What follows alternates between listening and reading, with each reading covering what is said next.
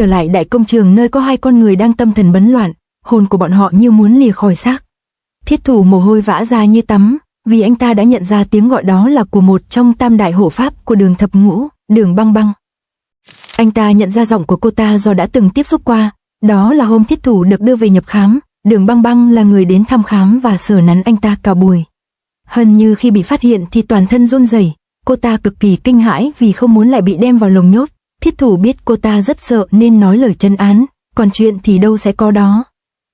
Thiết Thủ không bỏ chạy mà quay lại, anh ta la lại muốn đấm đá hay gì nữa đây. Vừa quay đầu lại Thiết Thủ liền cúi người tham bái, anh ta là vì đã bôi cho chát chấu lên mặt cẩn thận, thế nên Đường Băng Băng nhất thời không thể nhận ra. Hai người là người của nhánh nào, đang đi đâu mà không lo công chuyện. Thiết Thủ nghe hỏi thì vơ vào là lính lác của Đường Nhận, bọn họ là đang đi làm vài chuyện vớ vẩn cho Nhận gia đại nhân. Tay chân của Đường Nhận thì Đường Băng Băng cũng đều đã từng điểm mặt qua, thế nhưng vì khoảng cách khá xa nên Đường Băng Băng không nhìn rõ. Đường Băng Băng là người cực cẩn trọng, vì thế chỉ là một chớm nghi ngờ cô ta cũng sẽ làm cho rõ. Cô ta ra lệnh cho Thiết Thủ lại gần để hỏi han chơi, chủ công đã gọi thì Thiết Thủ trong vai tôi tớ nào dám chống lệnh. Anh ta vội nói dặn dò Hân Như. Hân Như thông minh, khi cô thấy tôi bắt đầu động tay chân thì phải nhanh chân mà lượn cho chóng, bằng mọi giá phải lết về được Thần Hầu phủ báo tin. Ở đó còn có cục xúc xích hiệu Chu Bá Vũ đang đợi ở đó. Có muốn nói thêm thì cũng chả được nên Thiết Thủ lầm lũi tiến về phía Băng Băng. Anh ta vừa bước đi vừa ngấm ngầm vận kình vào nắm đấm. Bỗng dưng có tiếng quát lớn vang vọng khắp cả tổng đà, tiếng quát đó chính là của Đường Nhận. Hắn ta đã hồi tỉnh lết ra khỏi địa lao và đang la làng la xóm. Đường Băng Băng nghe ngữ khí này của Đường Nhận thì rất lo lắng, vì tính tình của Đường Nhận đương nhiên là cô ta biết rất rõ. Ngay lúc đó có một tên lâu la hớt hải chạy đến báo cáo tình hình. Nhìn thấy thái độ hoảng loạn đó Đường Băng Băng vội hỏi sự tình ngay. Cái tên nhận ra đó không hiểu sao lại lên cơn tăng động, chắc do quên uống thuốc đúng cữ, hắn cứ gặp ai là đánh đấm người đó, bọn tài hạ tới khuyên can nhưng không được, nhận ra nãy giờ đã đánh cho không biết bao người phải nhập viện, Băng hộ pháp mau tới dọn dẹp gấp may ra mới ổn áp. Ở trước cửa của mật lao đúng là đang có chuyện, Đường Nhận sau khi bị người ta đánh cho mềm mình thì đang rất cay cú. Hắn gào rú gặp ai là đánh, thế nên mấy chục tên tay sai phải lao tới khống chế tứ chi. Cớ sự là khi Đường Nhận tỉnh lại thì không thấy Thiết Thủ đâu, hỏi ai cũng không hay không biết nên hắn mới nổi điên lên như vậy. Tiếng đánh đấm và gào rú của Đường Nhận làm Đường Băng Băng không yên tâm, cô ta lập tức đi xem sự thể. Thiết Thủ thoát hiểm trong đường tơ kẽ tóc thì bất giác ngây người. Hân Như thấy Thiết Thủ không động thì lấy tay khiều anh ta, cô ta hỏi có phải là cần đợi Thiết Thủ tiếp tục đánh đấm mới được đi không? Câu hỏi hỡi ôi này làm Thiết Thủ bừng tỉnh. Lúc này ở Chí Tôn phủ đang có hai người ngắm mây ngắm núi, Đường Thập Ngũ từ ban công vọng cảnh nhìn ra thì nói như ghen tị với chủ nhà. Huynh đệ đây đúng là con người cực biết hưởng thụ, phủ chủ chọn được nơi này làm chỗ dưỡng già đúng là tuyệt cú mèo đấy. Nguyên Nhàn Quyết nghe người ta khen mình tài lanh thì liền rót rượu ra ngay. Có điều chả hiểu sao Đường Thập Ngũ thân đang trong hang cọp, thế mà hắn vẫn ung dung tự tiện như ở hang ô của mình, thần thái thoải mái không chút lo lắng gì mới ghê. Đường Thập Ngũ mồm mép liến thoáng làm Nguyên Nhàn Quyết rác hết cả tai, ông ta liền xuất chiêu miếng thịt bịt miệng, nhanh tay đẩy ly rượu về phía Đường Thập Ngũ. Nguyên Nhàn Quyết vừa cất tiếng hỏi là hắn đến đây là muốn nhờ vả cái gì. Chiêu này có hiệu quả tức thì, Đường Thập Ngũ phải tắt alo để toàn tâm đưa tay ra đón hảo ý. Nhưng khi bàn tay của Đường Thập Ngũ chạm vào ly rượu, thì cả chủ và khách đều chau mày tỏ ra bất ngờ. Đường Thập Ngũ bất ngờ vì cái ly rượu này không hề được Nguyên Nhàn Quyết quán kình vào, còn Nguyên Nhàn Quyết bất ngờ vì theo lý cái ly sẽ phải vỡ tan trong tay của một kẻ như Đường Thập Ngũ. Thấy Nguyên Nhàn Quyết đi thẳng vào vấn đề làm Đường Thập Ngũ có chút mất hứng, hắn tiến về phía ông ta cùng những lời trách móc, rằng Nguyên Nhàn Quyết chẳng chốt văn vở rào trước đón sau thật quá sỗ sàng. Nguyên Nhàn Quyết khi thấy con rắn hổ mang này tự dưng lại đi chui vào ổ thì nào có được yên lòng, ông ta đưa ly rượu lên bú không quên nói lời thanh minh. Hai ta giao tình đã lâu, tính tình của nhau vốn chẳng xa lạ, ta cả ngày chỉ rong chơi chăn bò dắt dê vốn không nhiều chữ. Đường Thập Ngũ khô lời không biết nói sao đành đi thẳng vào vấn đề, hắn rút từ cặp quần ra tấm thiệp đỏ au đưa cho Nguyên Nhàn Quyết. Huynh đài, mót nửa tuần trăng nữa là đến đại thọ của hiền đệ ở tuổi 30, rất mong huynh bớt chốt thời gian vàng ngọc đến chung vui với gia đình. Tấm thiệp nằm trên bàn, thời gian địa điểm rõ ràng, đương nhiên Nguyên Nhàn Quyết không có chối từ, vì đây có khác nào là cái cớ không thể tốt hơn để ông ta xâm nhập tổng đà của Đường môn. Chắc chắn rồi, đã là giỗ chạp tưng bừng thế này thì đương nhiên ta phải đến chung vui với lão đệ chứ, yên tâm ta sẽ mài răng, để bụng đến đánh chén tiện thể tiễn đưa cưng luôn. Hai con mắt của Nguyên Nhàn Quyết đỏ au, vẻ mặt cực kỳ tà môn chứa đầy sự khao khát đến kinh người. Thấy Nguyên Nhan Quyết mau mắn nhận lời chứ không chối quanh làm Đường Thập Ngũ rất vui, vì theo lời của hắn thì sự có mặt của Nguyên Nhan Quyết sẽ làm buổi tiệc thêm màu sắc và thú vị hơn rất nhiều. Nịnh nọt anh Quyết là thế nhưng Đường Thập Ngũ lại để ly rượu mời xuống không uống, thấy vậy Nguyên Nhan Quyết lấy làm lạ hỏi ngay. Rượu mời này của ta mà lão đệ sao lại không đớp, chẳng có nhẽ lại thích rượu phạt mới chịu à? Bị anh già bắt lỗi, Đường Thập Ngũ liền chua ngoa trả lời. Đệ thấy huynh mắt có mù con nào đâu, sao mà lại không thấy là đệ đang bị thương trầm trọng, rượu chè trong thời điểm này không khác gì độc dược. Úi giời, dữ vậy sao, nhưng là kẻ nào mà lại đủ khỏe để cho Đường giáo chủ phải húp cháo như vậy? Bớt giả điên đi cha nội, không lẽ huynh quên cú đấm ở miếu hoang đó rồi sao? Nguyên Nhan Quyết nghe vậy thì thích chí hỏi tới luôn, gớm vậy, đã mấy tháng rồi còn gì, mặt mũi vẫn xám xịt thế kia là do bá quyền của trẫm đây quá nặng, hay là do thể trạng của lão đệ quá ẻo là vậy nhỉ? Bị người ta chê làm Đường Thập Ngũ cay mũi. Làm gì có đâu chứ, chẳng qua là vì có sự cố ngoài mong đợi đó thôi. Chuyện xảy ra hơn tháng trước làm bổn tọa đây không những tái bệnh, mà còn bị tẩu hỏa khiến thương thế càng thêm trầm trọng. Câu chuyện đến đây thì Nguyên Nhan Quyết đã hiểu ra mục đích của chuyến viếng thăm này. Theo trẫm thấy lần xuất mã ghé tệ xá lần này của hiền đệ, thì chuyện khoe thương thế mới là mục đích chính có đúng hem? Nguyên Nhan Quyết mở bài thì Đường Thập Ngũ cũng huỵch toẹt ra luôn. Đúng rồi anh trai, bổn tọa phải mau chóng xử lý cho xong thương thế này, chứ nếu không đến hôm nhậu nhẹt sẽ không có được bản mặt và thể trạng tốt nhất để chuốc rượu được. Thế nên chuyện cầu y lần này không nhờ đến lão huynh đây thì không xong. Câu chốt hạ mà Đường Thập Ngũ phun ra làm Nguyên Nhan Quyết phải ngớ người ngạc nhiên, sau thoáng ngạc nhiên đến bật ngửa đó, Nguyên Nhan Quyết vừa cười lớn vừa nói. Há, thật không ngờ Đường Thập Ngũ lão đệ đây lại giàu trí tưởng bở đến thế. Người coi trẫm là bậc thánh nhân từ khi nào vậy hả? Người nghĩ mang bản mặt và bộ dạng bi thương này tới đây ăn vạ, thì trẫm đây sẽ rủ lòng từ bi mà ra tay cứu chữa cho đối thủ sao? Đường Thập Ngũ nghe điệu cười và lời nói đó thì đương nhiên là rất cay, nhưng hắn ta vốn đã chuẩn bị tâm lý từ trước nên vẫn bình tĩnh ngồi im diễn đến cùng. Bổn tọa trước khi tới đây đã suy nghĩ rất nhiều, chốt lại bổn tọa tin với lý do này huynh sẽ đồng ý giúp đệ lần này. Lời lẽ vừa cầu khẩn lại có ý thách thức đó làm Nguyên Nhan Quyết bị thao túng ngay. Thế cơ à, vậy hiền đệ cứ nôn nó ra thử cho ta xem đi, nếu không làm trẫm đây mặt chữ O mồm chữ A thì bằng giờ năm sau sẽ là dỗ đầu của ngươi đó. Nghe Nguyên Nhan Quyết đồng ý cho mình nói làm Đường Thập Ngũ thấy đã có sinh cơ, hắn bắt đầu lôi bài vở đã chuẩn bị kỹ càng từ ở nhà ra trả bài.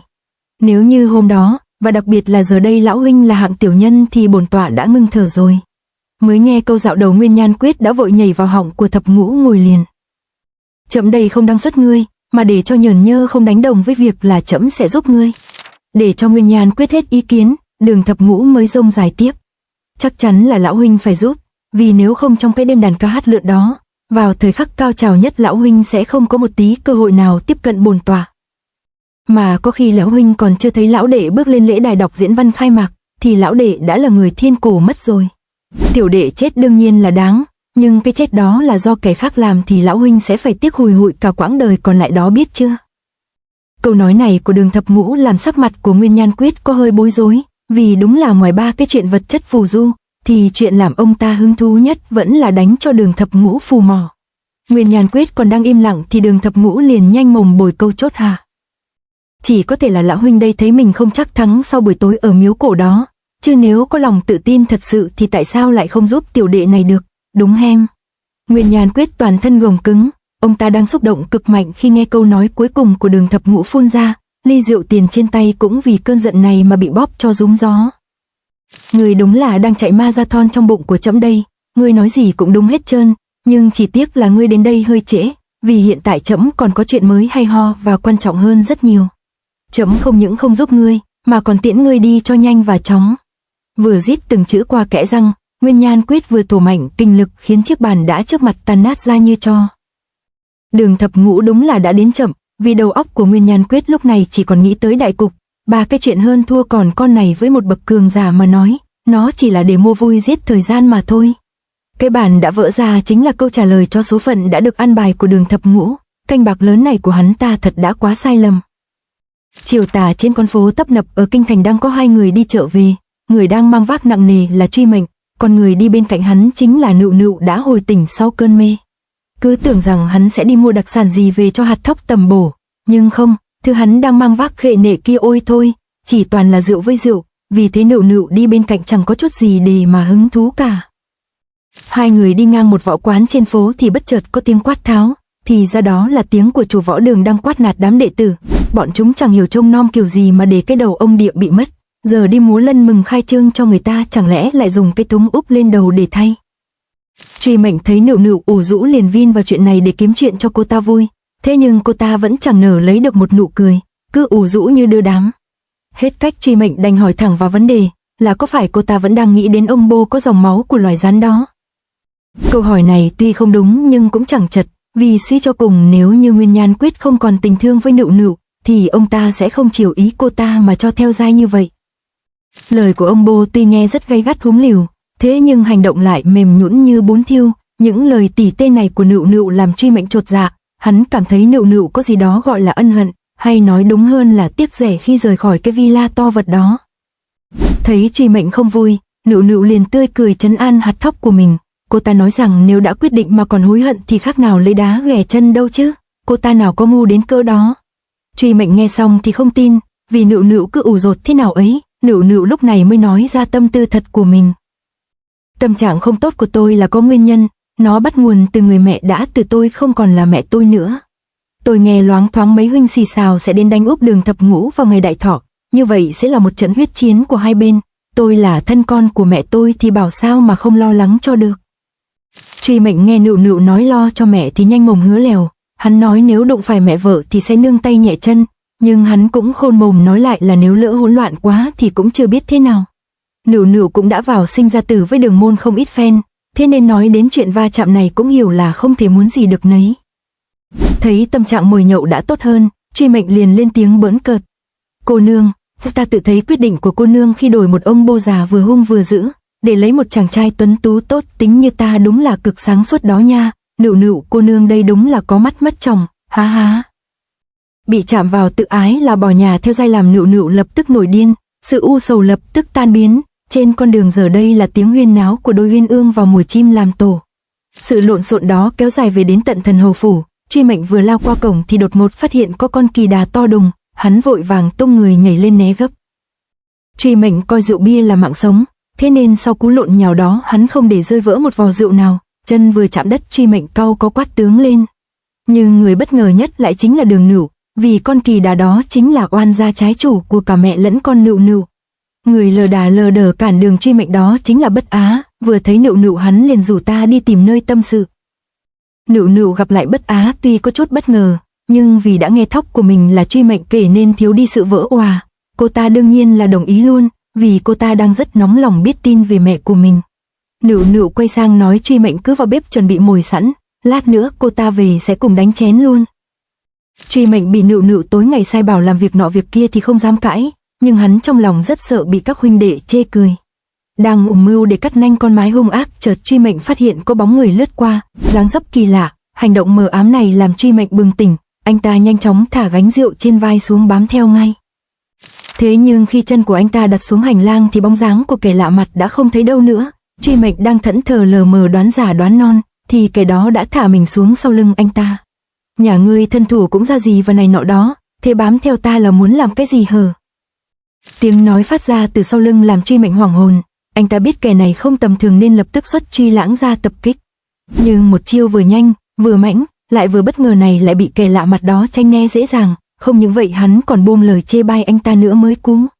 Bị người ta chê là lề mề chậm chạp, Truy Mệnh điên cuồng vòng chân lại tung mãnh chiêu truy điện ra đá đuổi. Chiêu số cực mãnh này lập tức phá nát một góc mái hiên cùng tiếng nổ lớn phát ra, nhưng hai chiêu cực nhanh cực mãnh này lại chẳng có chút thu hoạch gì làm Truy Mệnh rất hoang mang. Đang ngơ ngáo thì một bàn tay ấm áp đã đặt lên lưng của Truy Mệnh. Kẻ đáng chết thì rốt cuộc cũng phải chết, đó là điều không thể tránh khỏi. Người lạ mặt như bóng ma vòng ra sau lưng Truy Mệnh không biết tự bao giờ, ông ta vừa xuất trường làm Truy Mệnh té dập mặt xuống hành lang, vừa nói những lời khó hiểu. Truy Mệnh không biết kẻ lạ mặt này là ai, anh ta chỉ biết đây là một cao thủ cực mạnh mà từ trước đến nay anh ta mới được gặp qua. Tiếng nổ do cước của Truy Mệnh đã đánh động những người thính tai trong Thần Hầu phủ, rất nhanh chóng ba người là Vô Tình, Lãnh Huyết và Chu Bá Vũ đã có mặt tương trợ con ma men. Vừa tới nơi Vô Tình đã hất hàm hỏi kẻ đến phá làng phá xóm kia là ai, nhưng người này chẳng thèm đếm xỉa đến Vô Tình và hai em trai kia, hắn ngồi phịch xuống hành lang đòi gặp bố già Gia Cát. Thấy khách khứa hỏi thăm bố nuôi, vô tình hỏi ông ta tìm gia sư là có việc gì. Người lạ mặt này nói rằng chẳng có việc gì to tát, chỉ là đến để bắt mạch cho lão già Gia Cát xem số kiếp sắp tận hay chưa. Truy Mệnh lúc này mới được nhìn rõ tướng mạo của kẻ vừa đánh mình, nhưng người này trên đầu lại đội cái đầu ông đỉa, hẳn là mới trộm của đội múa lân nên không ai thấy được dung nhan thật sự.